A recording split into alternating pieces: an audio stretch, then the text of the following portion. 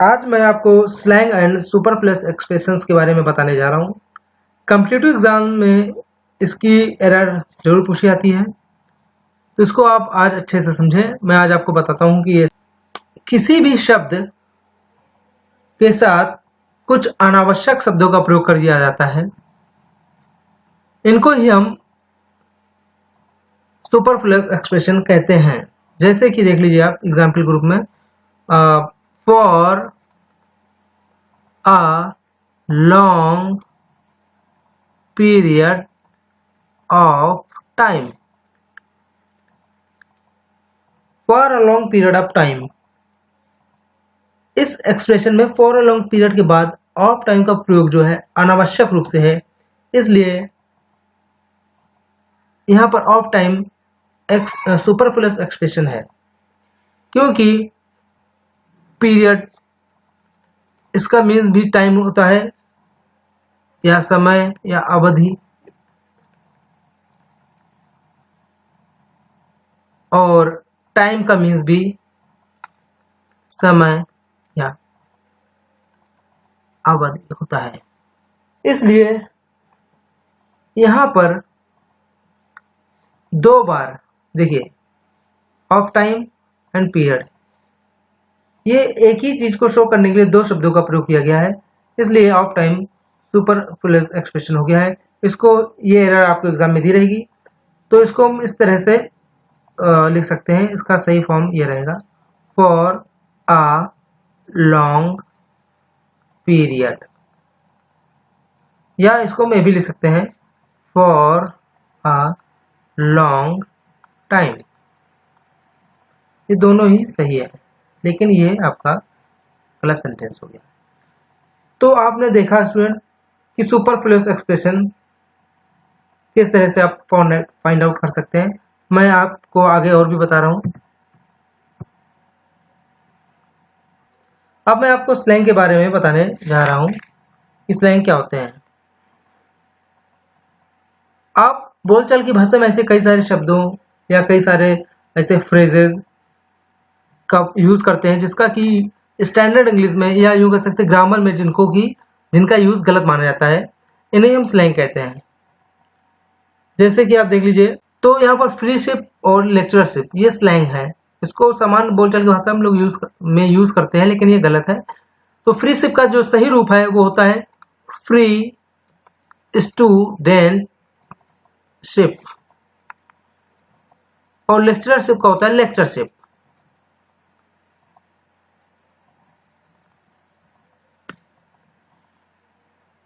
इसी तरह मैं आपको अब स्टेप बाय स्टेप करके कई सारे एग्जाम्पल, कई सारे रूल्स मैं बताता रहूंगा, तो आप उसको ध्यान से देखते रहिए और उसको साथ में आप समझते रहिए। चलिए,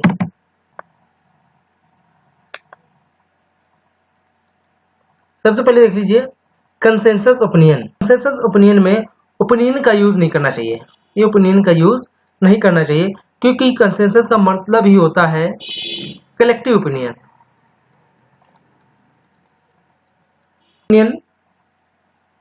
में ओपिनियन जो है इसका यूज नहीं करना चाहिए, क्योंकि कंसेंसस में ही पूरा इसका अर्थ छुपा हुआ है collective opinion. Consensus means he सर्वसम्मति हो जाता है, तो इसकी ओपिनियन का यहाँ पर कोई भी यूज नहीं है।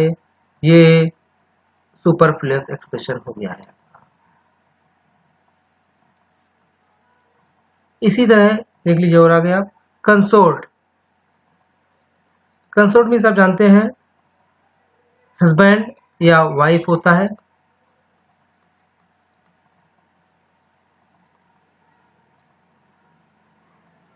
तो इस कंसोर्ट के साथ कभी भी हम हस्बैंड या वाइफ का यूज ना करें। एग्जांपल आप देख लीजिए, जैसे कि कंसोर्ट वाइफ। अब यहाँ पर इसके बाद वाइफ का यूज जो है ये सुपरफ्लुअस हो गया, क्योंकि कंसोर्ट का मीन्स ही होता है हस्बैंड या वाइफ। अब क्योंकि यहाँ पर शी का यूज हो रहा है, ये सी जो है शो कर रहा है कि यहाँ पर वाइफ के बारे में बात हो रही है। अगर यहाँ पर ही होता, इसका मीन्स यहाँ पर हस्बैंड हो जाता। तो यहाँ पर हम सेंटेंस को फॉर्म के अकॉर्डिंग हम समझ लेंगे कंसोर्ट का यूज किसके लिए हुआ है, हस्बैंड के लिए या वाइफ के लिए। इसी प्रकार आपने देखा होगा कजिन। कजिन के साथ कभी भी ब्रदर या सिस्टर का यूज नहीं करते हैं। इसको भी हम सेंटेंस के अकॉर्डिंग समझ जाएंगे कि यहाँ पर ब्रदर है या सिस्टर है, तो इसके लिए कभी भी हम कजिन के साथ ब्रदर या सिस्टर का यूज नहीं कर सकते हैं। आगे देख लीजिए फ्यूनरल राइट्स या फ्यूनरल सर्विस। अब ये फ्यूनरल राइट्स या फ्यूनरल सर्विस में ये राइट्स या सर्विस जो शब्दों का यूज होता है ये सुपरफ्लूअस है, क्योंकि फ्यूनरल का मीन्स ये होता है अंतिम संस्कार।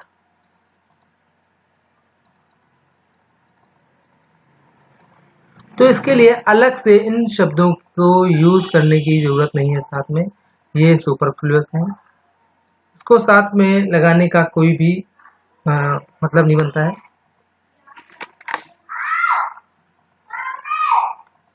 आगे और देख लीजिए आप, सपोजिंग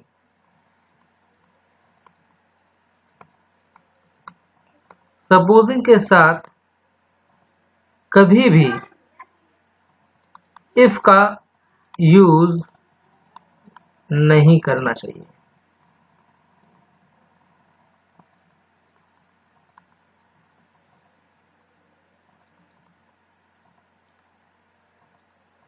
सफिशिएंट के साथ इनफ का यूज नहीं करना चाहिए।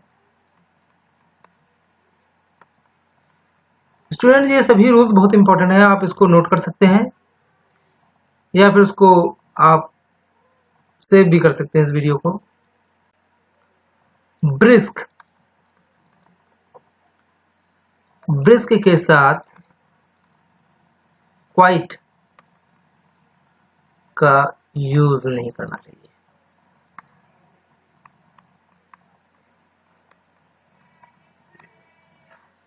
क्योंकि ब्रिस्क का मीन्स ही होता है बहुत ज्यादा, तो इसके लिए इसके साथ क्वाइट की कोई भी जरूरत नहीं है कि इसका यूज किया जाए साथ में।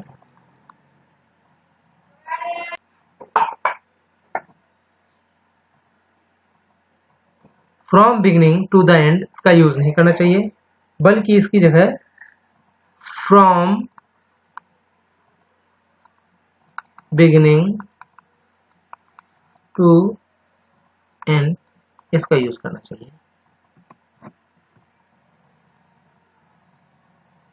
माई रिमेनिंग लाइफ इसका यूज करना गलत है, बल्कि इसकी जगह पर the rest of my life इसका यूज करना चाहिए।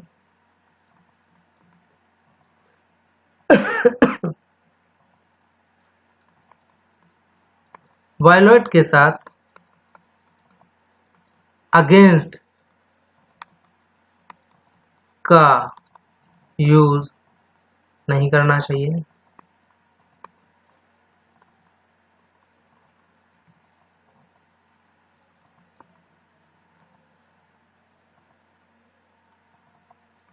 Discuss, describe,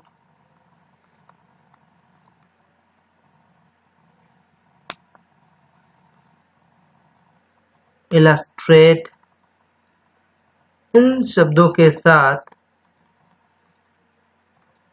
about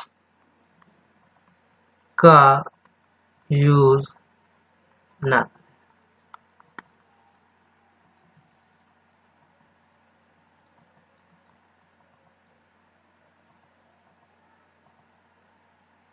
the reason किसी भी सेंटेंस में अगर द रीजन आ जाता है तो द रीजन के साथ बिकॉज इसका यूज नहीं करना चाहिए, बल्कि इसके स्थान पर दैट का यूज हम कर सकते हैं।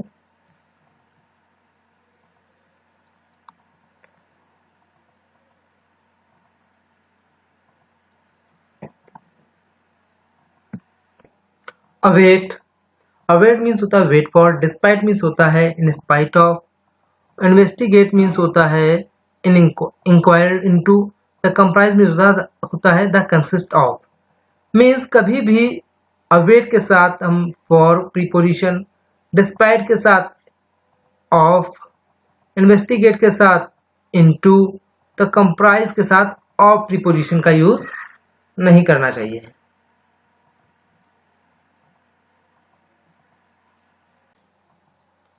Return, repay, remember, restart, recall, reiterate, recapitulate, recede, reborn, rebuild, recast, remember, ऐसे सभी वर्ड जिनका स्टार्ट आर ई से होता है, ऐसे सभी वर्ड जिनका स्टार्ट आर ई से होता है, ऐसे शब्दों के साथ वाले सेंटेंस में कभी भी हम अगेन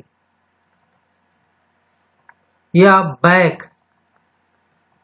इनका यूज नहीं करना चाहिए। आगे और देख लें।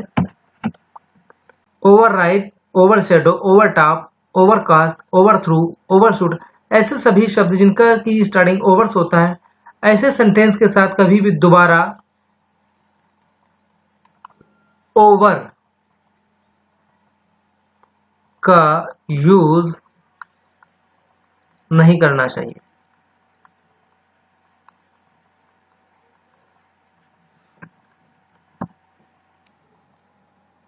टू स्टार्ट ओवर अगेन, इसका इस तरह से यूज नहीं करना चाहिए, बल्कि इसको इस तरह से करना चाहिए, to start all over again. To start over again नहीं, बल्कि to start all over again इसका यूज करना चाहिए। इस तरह आगे देखें आप। Yesterday, in the night, yesterday in the night ना कहकर लास्ट नाइट इसका यूज करना चाहिए। इन आ फॉरेन कंट्री, इसका यूज नहीं करना चाहिए, बल्कि इसके स्थान पर हमको अब्रॉड, इन अब्रॉड इसका यूज करना चाहिए। Throughout the whole year का यूज नहीं करना चाहिए, बल्कि इसको हम बोल सकते हैं थ्रू आउट द ईयर या होल ईयर, इस तरह से यूज कर सकते हैं। और देख लीजिए आप, म्यूचुअल डिसलाइक ईच अदर में ईच अदर का यूज नहीं करना चाहिए, क्योंकि म्यूचुअल का मीन्स ही होता है पारस्परिक। इस तरह से ईच अदर यहां पर सुपरफ्लुअस एक्सप्रेशन है। आगे देख लीजिए और स्टूडेंट,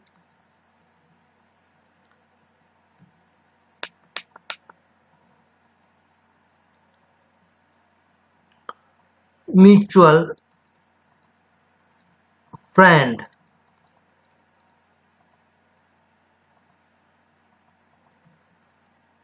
या फिर म्यूचुअल इंटरेस्ट, अक्सर हम इनका यूज कर देते हैं, लेकिन ये स्लैंग है म्यूचुअल फ्रेंड या म्यूचुअल इंटरेस्ट। बल्कि म्यूचुअल फ्रेंड की जगह हमें बोलना चाहिए कॉमन फ्रेंड, और म्यूचुअल इंटरेस्ट की जगह हमको यूज करना चाहिए कॉमन इंटरेस्ट।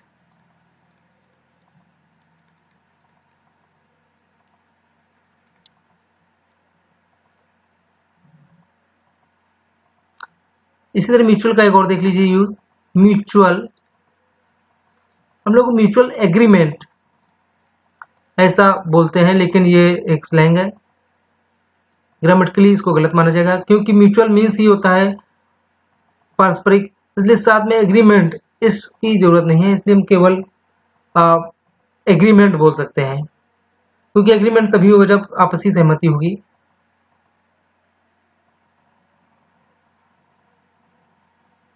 इसलिए एग्रीमेंट के साथ कभी भी म्यूचुअल का यूज नहीं करेंगे। आगे और देख लीजिए आप, क्लोज फ्रेंड या फास्ट फ्रेंड का यूज नहीं करना चाहिए, बल्कि इसके स्थान पर बॉजम फ्रेंड, बॉजम फ्रेंड आप इसका यूज कर सकते हैं। ये सही है और ये गलत है। हम लोग बोलचाल की भाषा में इसका यूज करते हैं, ये स्लैंग है। Unless, until, forbid, deny, refuse, hardly, scarcely, little, few, ये सभी ऐसे वर्ड्स हैं जो कि अपने साथ ही नेगेटिव सेंस लिए रहते हैं। इसलिए इन शब्दों के साथ कभी भी नेगेटिव शब्दों का यूज ना करें। नेगेटिव,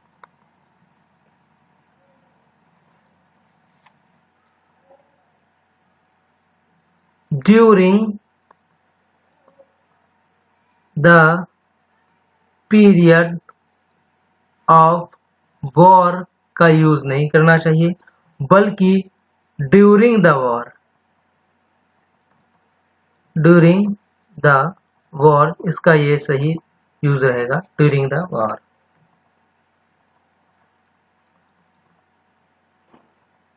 पॉजिटिव डिग्री के साथ, पॉजिटिव डिग्री के साथ इक्वली इस शब्द का प्रयोग ना करें।